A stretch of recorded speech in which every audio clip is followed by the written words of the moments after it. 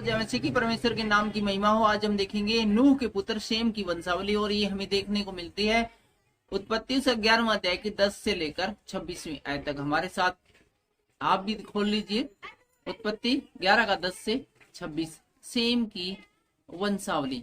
Same की वंशावली यह है, जल प्रलय के पश्चात जब सेम 100 वर्ष का हुआ तब उससे अर्पक्षद का जन्म हुआ। किसका जन्म हुआ? अर्पक्षद का। और अर्पक्षद के जन्म के पश्चात सेम 500 वर्ष जीवित रहा और उसके और भी बेटे बेटियां उत्पन्न हुई। जब अर्पक्षद 35 वर्ष का हुआ तब उससे सेलह का जन्म हुआ, और सेलह के जन्म के पश्चात अर्पक्षद 403 वर्ष और जीवित रहा और उसके और भी बेटी बेटियां हुई है। आप ध्यान पूर्वक वीडियो को देखते रहिए, सुनते रहिए। आप ये मत समझिए कुछ समझ में नहीं आ रहा है, कुछ बातें हैं वो बेहद जरूरी है। आप वचन को सुनिए, वचन को सुनते सुनते बहुत सारे रोग तकलीफ है वो दूर हो जाती है। वचन जो बाइबल के अंदर लिखा है 1486 पेज की पुस्तक है, उसका कोई भी वचन है वो आलतू फालतू में नहीं लिखा गया है, बड़ा ही सोच समझकर बाइबल में लिखा गया है।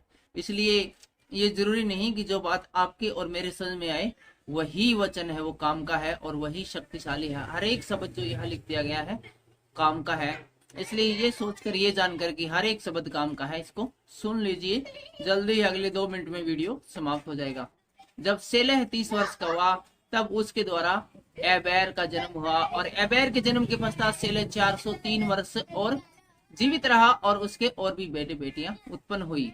जब एबेर 34 वर्ष का हुआ तब उसके द्वारा पेलेग का जन्म हुआ, और पेलेग के जन्म के पश्चात एबेर 430 वर्ष और जीवित रहा और उसके और भी बेटे बेटियां हुई।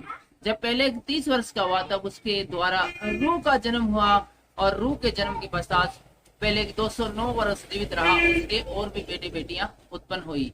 जब रू 32 वर्ष का हुआ तब उसके द्वारा सरुग का जन्म हुआ, और सरुग के जन्म के पश्चात रू 207 वर्ष और जीवित रहा और उसके और भी बेटे बेटियां उत्पन्न हुई।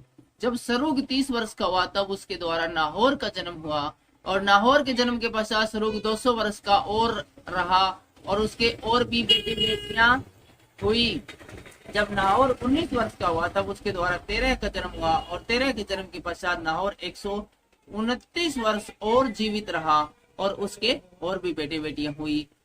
जब तक 70 वर्ष का हुआ तब तक उसके द्वारा अब्राहम और हारान का उत्पन्न हुए। इस लाइन को ध्यान से सुनिए, अंतिम लाइन है इस वीडियो की। जब 70 वर्ष का हुआ तब उसके द्वारा अब्राहम और नाहोर और हारान का जन्म हुआ। तो यहाँ पर अब्राहम का जन्म का जिक्र है। फिलहाल इतना ही, देखते हैं अगले वीडियो में 13 की वंशावली। सबको जय मसीह।